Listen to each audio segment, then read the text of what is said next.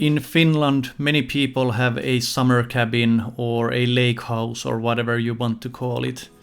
I had mine built a few years ago and I love the place. I have built many pieces of furniture there that you will see briefly on this video. Many of those are from the time about 3 years ago when I basically didn't even have a workshop and no skills.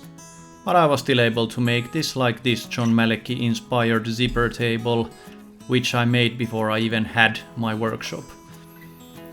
And then there's the dining table outdoors, which is this aluminium piece of wobbly crap, which I got for free, and it's been serving me fine for a few years. But now when I finally had a bit more money, it's time to give the table the fate that it deserves.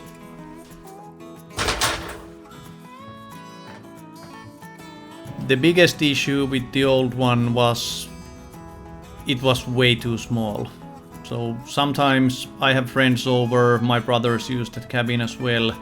There might be 6 to 8 people in, and the old table was designed for 4. So one of the main things I wanted to tackle was the size. So I took some measurements on site, then tried to think what is the biggest table I can fit but still keeping the area usable. And the dimensions I ended up with are 2.5 meters long and a bit over 100 centimeters in width. So that is a big table. It will fit 8 people easily. And if there's maximum capacity used for 10 people, then there is the option of adding chairs at the ends of the table, which is why I designed the base in the way I designed that you will see on this video. The size of these is pretty much the maximum I can work with in my workshop. You will see when I mill them up. I did have some issues, things start getting in the way. So now I know in case someone orders longer table than 2.5 meters or 98 inches, I will probably say no. It just becomes way too difficult for me. And I mean, technically I could do it. My machines are very heavy duty. I could always reorganize my shop, but still managing these alone, they are quite heavy. Pushing them through the planer and the jointer just causes a bit of a challenge, so I think this is where I draw the line, at least for now. But the good thing is, eventually I managed to get them flat and square.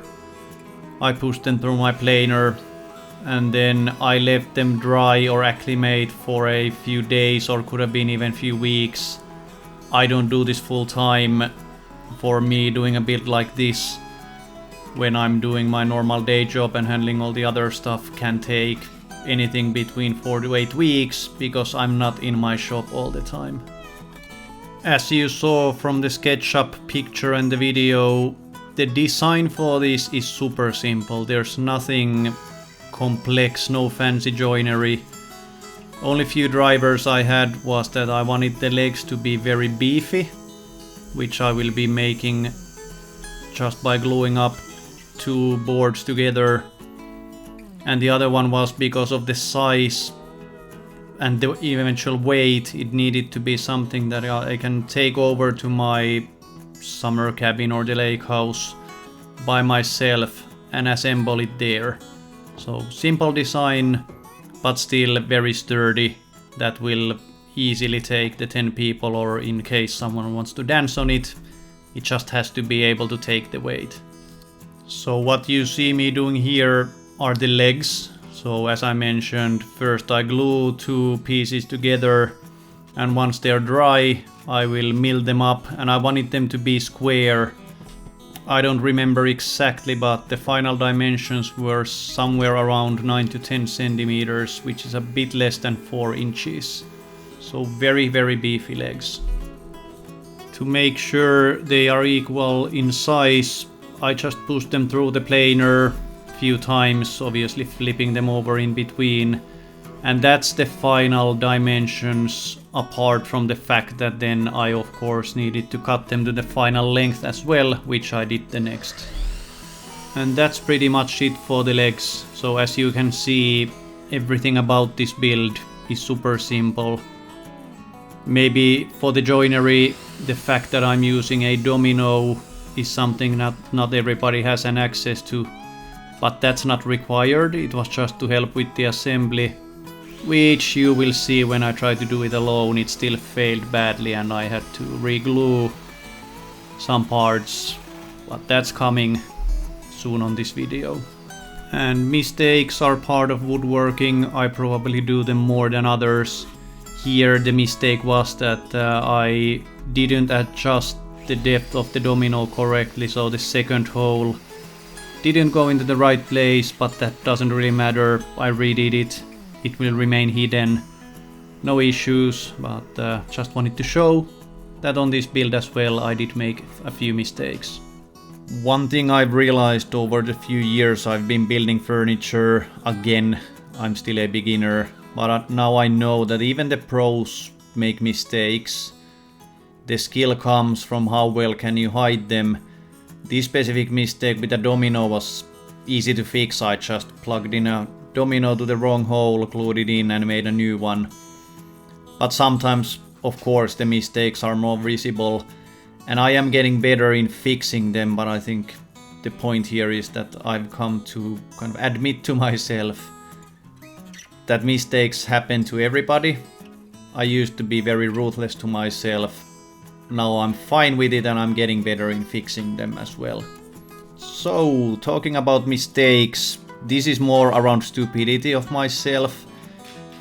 I only had one clamp and I tried to flip the piece. And you can see what happened, it fell down. But the more stupid thing was that the end pieces were glued about 30 minutes ago when this happened. The glue hadn't completely dried.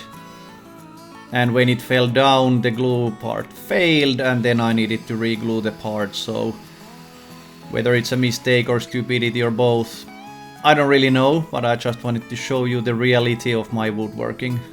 After letting the glue dry properly, I called a friend for the assembly and dry fit and the glue up as well. I didn't want to try to do this alone again, because getting back to the size, this is a fairly big table and doing this initial assembly alone turned out to be slightly more difficult than I thought. With some help, it was an easy process. Because, as I mentioned, there's no fancy joinery, nothing really complex about this build. And one thing to highlight here, in case you don't have pipe clamps, they really are a lifesaver with this kind of thing where the piece of furniture you are building might be super big, super long, and buying clamps with fixed length of 100 inches or 2.5 meters would be super expensive.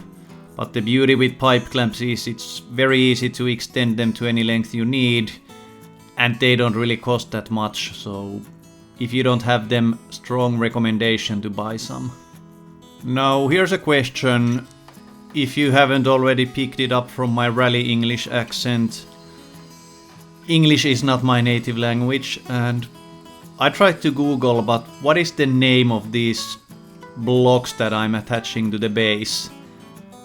I wanted to say stretcher, I know it's not a stretcher, but I'll just call them support blocks, but please help me out, let me know what's the name for this so I can do better voiceovers in future.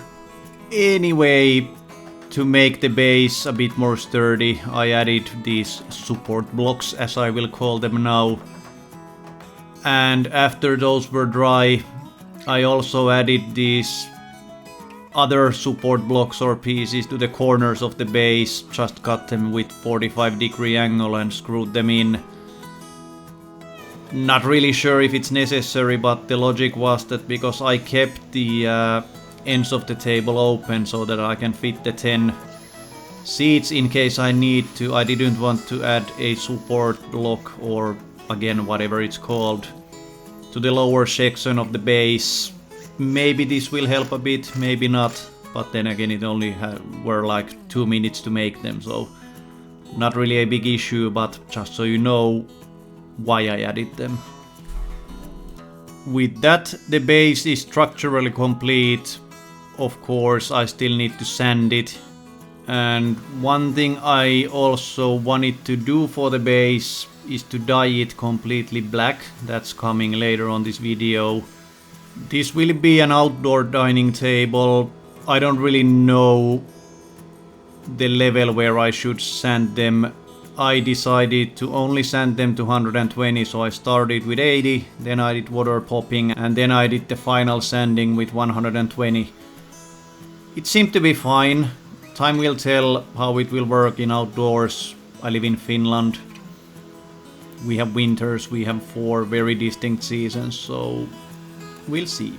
Continuing on the theme of a simple build, the tabletop is nothing more than these 3 boards attached to the base, and the reason I wanted to leave the gap in between them, as you will see in the end, is that I'm hoping that when it's raining or snowing, then the water will have some place to go, that it wouldn't be there for 6 months of the year. Now, as you saw in the beginning, the color of the exterior of my lake house is black. I also wanted to have a black to be part of this table, and I decided to dye the base with Rubio Monocoats Pre-Color Easy. Intense Black, I think, is the product name. Never tried it before. This was a fairly easy process. I really liked the end result. But one thing I learned, obviously because it is a dye or a stain, it really does stain everything. So one thing I didn't take into account was that as it drops to the floor, it will then go to my shoes. And when I was walking around in my workshop, the floor in my workshop currently is full of black stain from my shoes. I guess I can clean it with acetone or something, just haven't done it yet, but the next time I use this stuff, I need to be super careful not to spread it all over my workshop. What I'm doing now is using my Forstner bit to drill the holes, because the way I will attach the tabletop will be with figure 8 fasteners.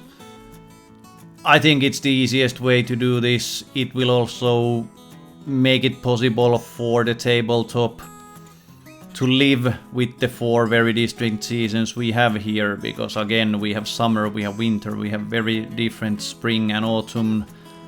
I guess the wood will move, and the figure 8 fasteners seem to be a good solution for making it easy, but also allowing for the wood to move with the seasons. Pretty unnecessary step was that I also dyed or stained the newly made holes with the same stain. The reason why it's not really useful is that once the tabletop is on, no one will anyway see those, but it was just annoying me when the raw wood was exposed, so that's why I restained these.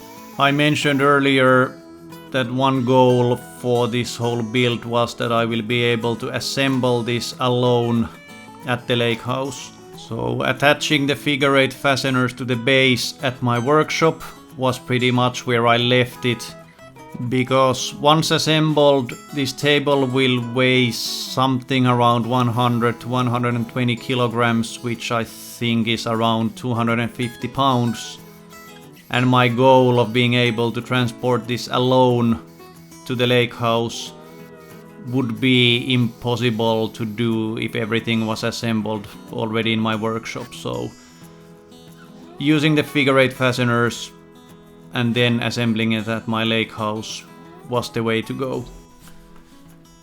As this table will be exposed to water and snow, like I mentioned before, I wanted to lift it up from the floor a bit, and a very simple solution is to add these plastic things to the legs, so when it's raining and there's lots of water on the ground, the table legs will not suck up all the water and eventually get rotten. It is a similar thing which I did with my outdoor chairs, which I built to the same lake house following Bourbon Moth's plan for outdoor patio chairs, which I also have a video on this channel. With final sanding to the tabletop, I'm pretty much done. Now the finish I decided to use is teak oil. Again, the logic why I chose it is that it seems to be a finish that people use for boats, which are obviously exposed to many kinds of weather.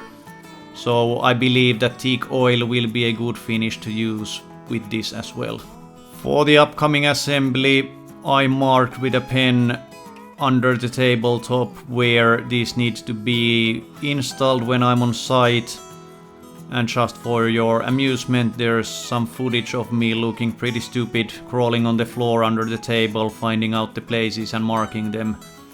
But with that, thanks for watching the video. The table is complete, and here you will see me installing it on site and how it will look like once everything is ready.